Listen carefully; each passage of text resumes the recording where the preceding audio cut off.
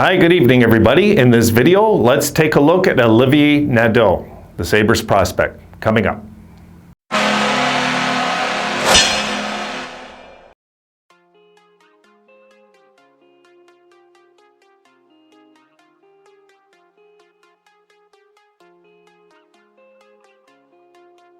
Nadeau s'amène dans le territoire des Saguenay, il est en échappé. Tire le but!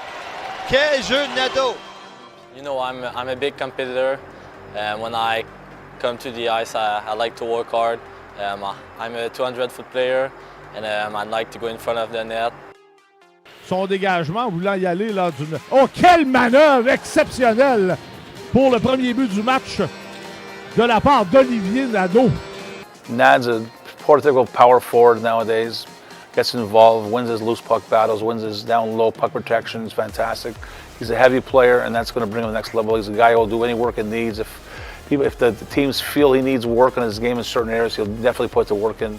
Jusqu'à maintenant dans le match, le capitaine des Cataractes revient vers l'enclave de l'extérieur à Nadeau. Nadeau s'avance, tire le but! Tour du chapeau du numéro 20 des Cataractes et c'est 7-1. Quel tir de la part de Nadeau! You know, you try to not think a lot about the draft, but it stay in your mind a little bit. You try to help the team to win every night, and you know, you need to improve yourself every game. Maverick Bourque sur l'aile gauche, Annos Palmer. Passe pour Bourque dans le centre de la glace sur l'aile droite. Le tir le but! Olivier Nadeau bat Émeric Despatie 6-0.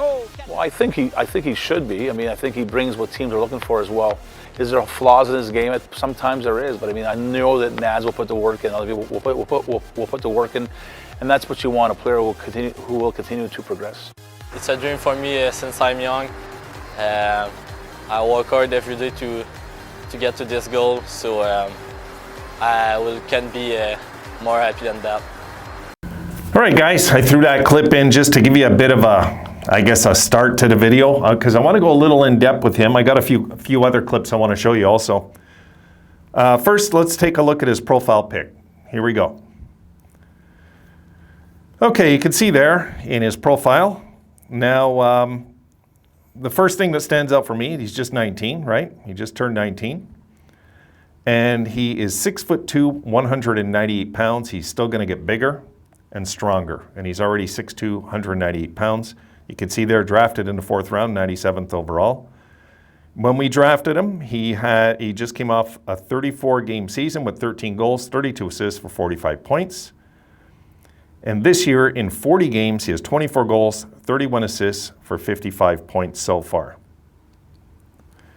So this guy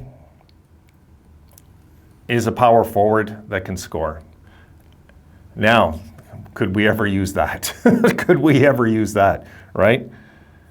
Just think of a potential, you know, maybe not as good as Alex Tuch, but if we could get anybody else even close to that in our lineup, my God.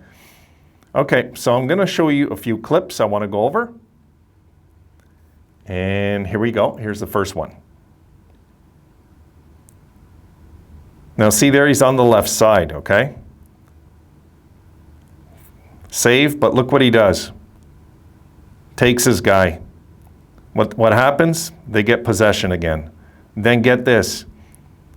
He even commits behind the net. Makes the only play he can, a chip pass. Chance, no goal. So no goal on the play, but you see how the play developed, right? I mean, he went in, before anything was happening, he took his man out. That's the first thing he did. He took his man out. And it created a chance, eventually, you know? Okay, next clip. I like this. He chips it in, just so casually skates in there, uses himself as a decoy, so two of them are watching him, and a goal happens.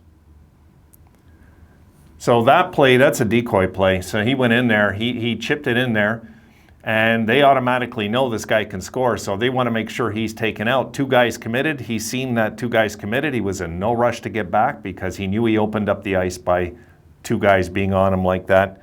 And that's why he did, you see the slow thing, and he's taking his time, and by the time they caught on what he was doing, it was too late. Okay, 2 more clips to go. Next clip. On this play, they came right off the face-off. He takes his man out right away. I like that.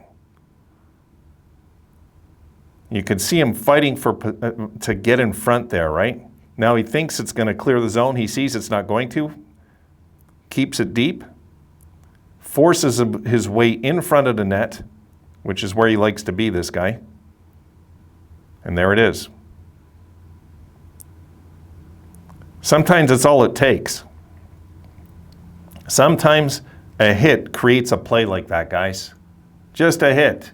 He followed from the face-off, went in, took his man, and it created a confusion right away. It created a confusion in the zone deep. They couldn't clear it, and next thing you know, he's scoring a goal. Okay, one more clip here. Here we go. Now there, if you look, he's on the right side. You see, he's taken the guy's right side away. So that creates a bit of panic, turnover, and he pulls a Pominville on them. And they're going to show a quick replay of that, so I'm going to leave it play. But take a look. Now, when you're behind there, he sees it. He sees the seam. Guy's got vision also, folks. No doubt. To be able to read that play, he had vision. That's just a few clips of this guy, but you get where I'm coming from. I mean, the guy, he plays a physical game as well. And by doing that, you've seen how it just created some chaos in the zone. Like that behind the net where he comes out of the seam there, it was all, it's all created because his vision was good and because he's a physical presence on the ice. And opposing guys know this. When they're playing him, they know that this guy, is a good player. And you got to keep your eye on him or else something like that can happen. But that one where he came off the face-off, he came right off the face-off and went right in, skated right to the end of the ice, took the guy out. Next thing you know, chance, score.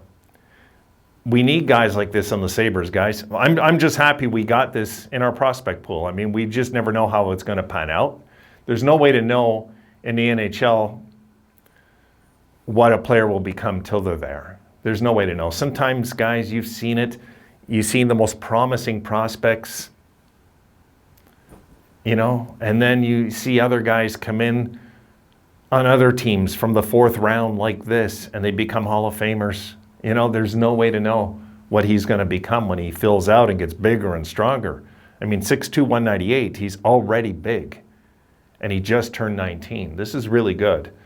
And this is the kind of players that we need on this team now. I'm not saying that's what we can't, of course, rush this kid right up and everything, but it would be nice in a few years' time that we have this over in the AHL, right? We got him on the Amherst doing well, and he's making his presence felt there. We might be talking about this guy in about 2 years' time.